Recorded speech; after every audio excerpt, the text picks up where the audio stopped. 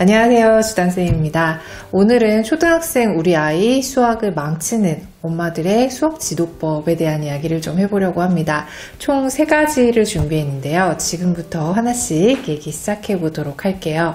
일단 제가 라이브 강연이라던가 오프라인에서 학부모님들을 만나면 초등수학에 대해서 참 많은 질문들을 해주십니다. 그런데 그 질문을 제가 이렇게 카테고리화 시켜보면요. 보통 몇 가지 질문들로 이렇게 조합이 되는 걸 알 수가 있습니다.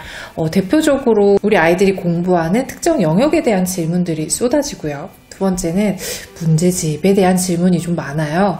특정하게 어떤 문제집이 좋냐, 추천 좀 해달라, 이런 질문들도 많이 해주시고, 그리고 세 번째는 지금 이렇게 저렇게 우리 아이 공부법이라던가 지도에 대해서 잘 하고 있는 건지 모르겠다, 이런 식의 질문들을 많이 해주시거든요.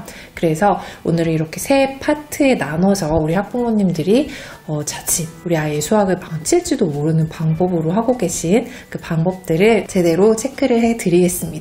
그러니까 오늘 이 영상을 이대로만 하지 않으면 어느 정도는 성공할 수 있다라고 생각하고 들어주시면 좋을 것 같네요. 첫 번째입니다. 가장 많은 질문을 해주시는 영역이 뭘까요? 당연히 연산, 수화 연산 영역입니다. 수화 연산에 대해서, 특히 연산에 대해서 우리 학부모님들이 참 많은 질문들을 해주세요. 그래도 그럴 것이 제가 초등수학에서 연산만큼 중요한 건 없다, 이런 말씀을 많이 드리기도 했고, 실제로 우리 아이들 교과서에서 가장 많이 등장하는 영역이 바로 그 영역이기도 합니다. 그래서 질문들도 상당히 많으신데요. 제가 그때마다 이건 정말 하시면 안 되는데 라고 말씀드리는 것들, 바로 이런 거죠. 첫 번째는요, 개념 설명 없이 우리 아이가 연산 문제를 푸는 거 정말 잘못하고 계신 겁니다. 자, 보통 우리 아이들이 밑주학부터 계산, 연산하는 연습을 하기 시작을 하죠. 물론 처음에는 수세기 같은 것들 시작을 하다가 자연스럽게 덧셈 뺄셈, 그리고 조금 빠른 아이들은 밑주학 때부터 곱셈 구구 하기 시작을 하죠. 그런데 말이에요, 이 원리에 대해서 아이들한테 어느 정도까지 설명을 해주셨는지 조금 궁금합니다. 물론 이제 학교에서 배우는 방법들은 여러 가지가 있어요. 덧셈을 하는 방법에도 여러 가지가 있고 뺄셈을 하는 방법도 여러 가지가 있습니다. 어른들이 생각할 때는 우리가 덧셈 뺄셈 하는 방법은 단순한 거 아니야? 라고 생각하시겠지만, 아이들은 어떻게 수를 쪼개고 어떻게 수를 모으는 것부터 시작을 해가지고 다양한 방법으로 결과적으로 덧셈과 뺄셈을 배우게 되어 있어요.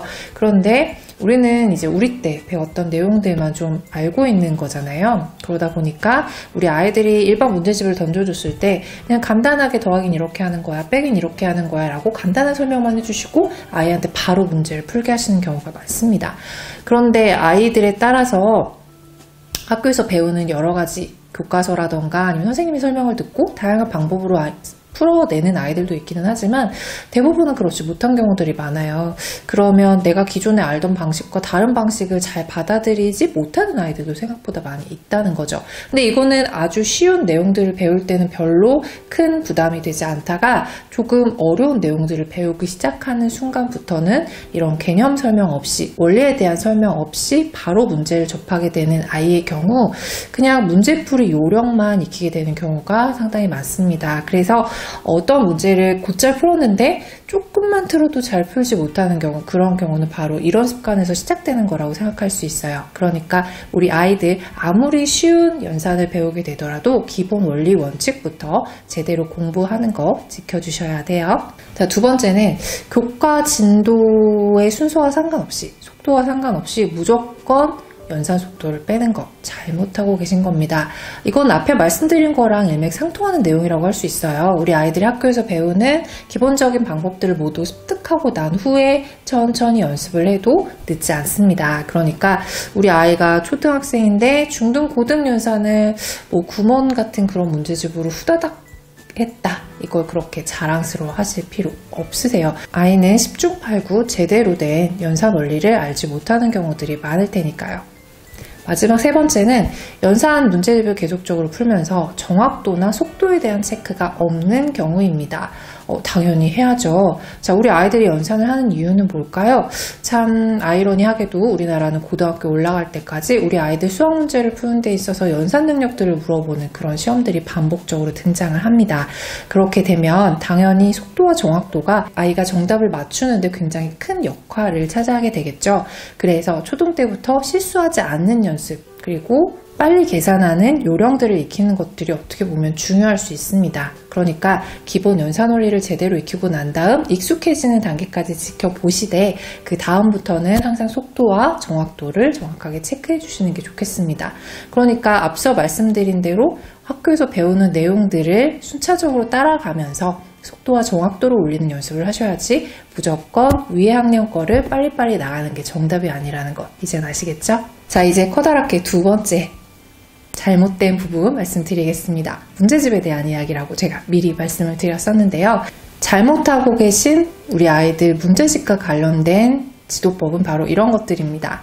첫 번째는요, 우리 아이 수준과 맞지 않는 문제집을 푸는 경우입니다.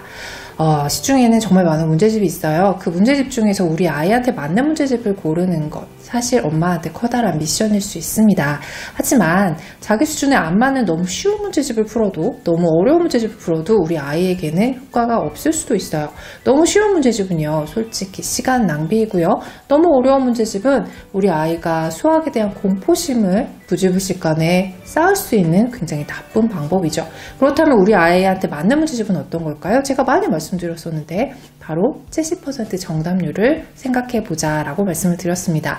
문제집은요, 유명세로 고르시면 안 돼요. 우리 아이랑 항상 같이 서점에 가셔서 문제집을 고르셔야 합니다. 물론 추천받은 문제집들도 우리 아이가 고른 문제집과 함께 펼쳐놓으시고 조금 시간을 투자해서라도 한 페이지씩 문제를 풀어보는 걸 좀 추천을 드려요. 자, 그러면은 5문제에서 70% 정도 맞춘다고 하면 적어도 한 문제는 잘 못 풀겠는데 4문제 정도는 어느 정도 풀 수 있는 정도의 수준이 우리 아이의 수준에 맞는 거겠죠. 그래서 그렇게 문제집을 선정을 하셔야 하고요. 두 번째 얘기 나갑니다.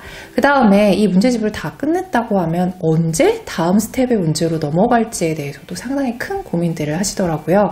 보통은 문제집 한 권을 끝내고 오답까지 했다. 그러면 그냥 바로 다음 스텝으로 올라가시는 경우가 많은데 우리 아이들이 100% 그 문제집을 소화하면 좋겠지만 그러지 못한 경우가 많죠. 그렇다면 이것도 어느 정도 기준점이 있어야 될 겁니다. 저는 그 기준점을 90% 정답률이라고 말씀드리는데요.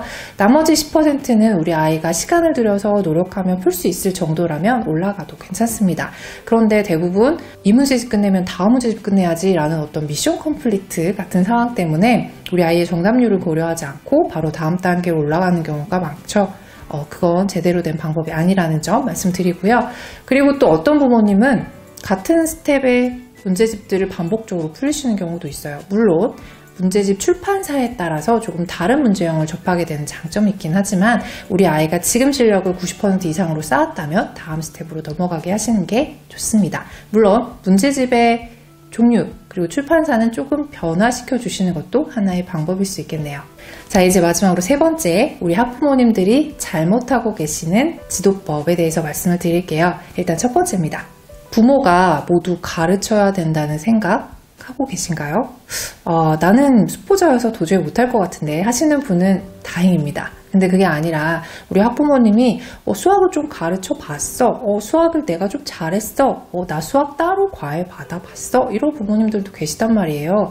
그래서 아이 수학 공부에 대해서 뭔가 책임감을 굉장히 느끼시고 특히 초등, 중학년, 고학년까지 우리 아이 수학 공부를 책임지겠다라는 생각을 하고 계신 분들이 많습니다.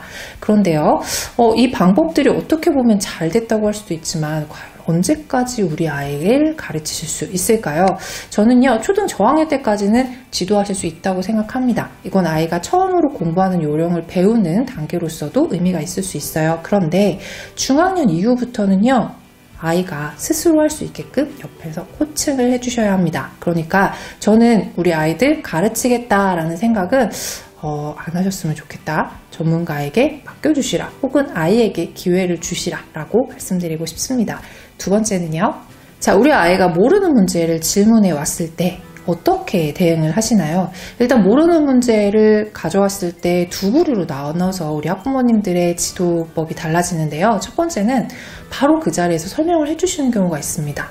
이건 어머님, 아버님의 실력이 출중하실 때 가능한 상황이긴 한데 이렇게 되면 우리 아이가 모르는 문제를 무조건 학부모님에게 의존하려는 경향이 생길 수 있습니다. 그러니까 이 방법보다는요, 조금 아이에게 스스로 생각하는 시간을 조금 주시고, 그리고 그래도 어렵다면 힌트를 조금씩 주시는 방법으로 단계적으로 해결하도록 하시는 게 좋고요.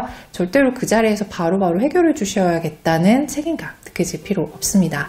자, 그리고 두 번째는 반대의 경우에요. 바로 해결해 주지 않는다. 아이가 어떻게든 이걸 스스로 힘으로 풀어야 한다라는 생각 때문에 아이가 그 문제를 스스로 풀지 않으면 절대로 넘어가지 않는 부모님도 계시는데요. 이것도 좋은 방법은 아닐 수 있습니다. 물론요, 아이가 스스로 생각하는 힘을 키워야 한다는 측면에서는 좋은 방법일 수도 있지만 항상 리미트 시간이 걸려 있어야 한다는 거죠. 초등 경우에는요, 한 문제를 15분, 30분 이렇게 최대 30분, 아주 어려운 문제라도 30분 정도까지 스스로 힘으로 고민을 했다면 해결하지 못했을 때 다른 방법들을 고민하게 하셔야 합니다. 1차적으로는 부모님이 설명 또는 힌트를 주실 수도 있고요. 두 번째는 해설지를 보게 하실 수도 있습니다. 그리고 다른 방법으로는 그러면 조금 더 어려운 내용들, 어려운 개념들을 배우고 난 후에 다시 돌아와서 풀어보자 라고 하실 수도 있어요. 왜냐하면 어차피 수학 개념들은 계단형으로 이루어져 있기 때문에 지금 풀지 못하는 문제를 조금 상위 개념을 배운 이후에 좀 더 쉽게 접근할 수 있는 방법들을 스스로 터득하게 될 수도 있으니까요. 그러니까 우리 아이가 모르는 문제를 만났을 때 직접 해결해 주시지도 말고요. 반드시 풀고 넘어가야 한다는 고정관념도 갖지 않으셨으면 좋겠습니다. 자, 오늘은 이렇게 우리가 자칫 신경 쓰지 않으면 우리 아이의 수학 공부를 망칠 수도 있는 세 가지 분야의 지도법에 대해서 말씀을 좀 드려봤는데요. 이거 말고도 많은 포인트들이 있지만 오늘은 대표적으로 세 가지 얘기만 좀 드려봤습니다. 혹시 내가 이것들 중에 하나를 우리 아이에게 하고 있는 것은 아닌지 한번 되돌아보시는 시간이 되면 참 의미 있을 것 같습니다. 오늘 영상이 도움이 되셨다면 구독과 좋아요 그리고 알림 버튼 클릭 부탁드리고요. 저는 다음에 또 유익한 영상으로 인사드리도록 하겠습니다. 감사합니다.